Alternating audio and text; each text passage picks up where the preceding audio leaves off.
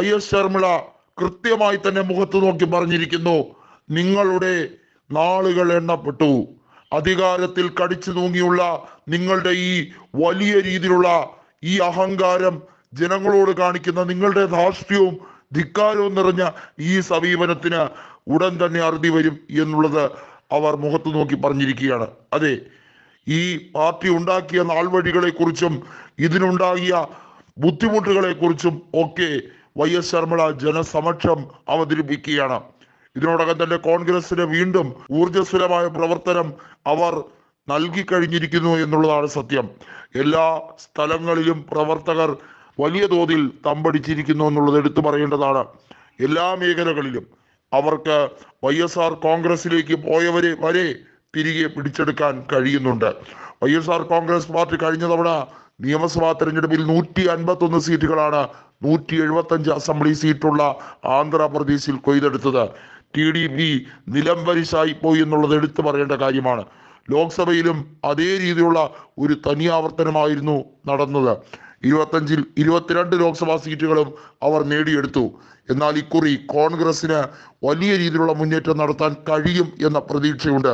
അതിന് കാരണമാകുന്നത് കഴിഞ്ഞ കുറി കോൺഗ്രസിന് വളരെ ശതമാനം കുറവായിരുന്നു വോട്ട് ഷെയർ എങ്കിൽ ഇത്തവണ വോട്ട് ഷെയറിൽ 30% കൂടുതലാകും എന്ന് അവർ ഉറപ്പിച്ചു പറയുകയാണ്.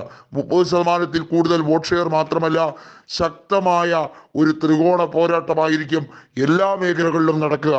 YSR കോൺഗ്രസും TDPയും കോൺഗ്രസും തമ്മിലുള്ള ഒരു ത്രികോണ മത്സരം എല്ലാ മേഖലകളിലും, സമസ്ത മേഖലകളിലും അതിൻ്റെ ഒരു അനുരണനം ഉണ്ടാകും എന്നുള്ള കാര്യമാണ് YS ശർമിള കൃത്യമായി പ്രവർത്തകരോട് പറഞ്ഞിരിക്കുന്നത്.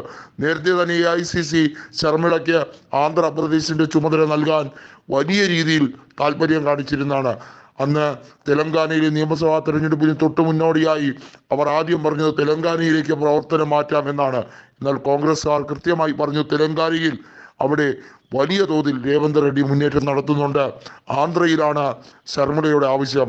വളരെയധികം താമസിക്കാതെ തന്നെ ആ ദൗത്യം ഏറ്റെടുത്തു.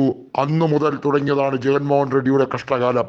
വലിയ രീതിയിലുള്ള മുന്നേറ്റവും അതുപോലെ തന്നെ എതിരാളികളെ നിഷ്പ്രഭമാക്കി എന്നുള്ള തോന്നലും ഒക്കെ കൊണ്ട് വലിയ തോതിൽ അഹങ്കാരത്തിലിരുന്ന ജഗൻമോഹൻ റെഡ്ഡിക്ക് കിട്ടിയ തിരിച്ചടിയാണ്.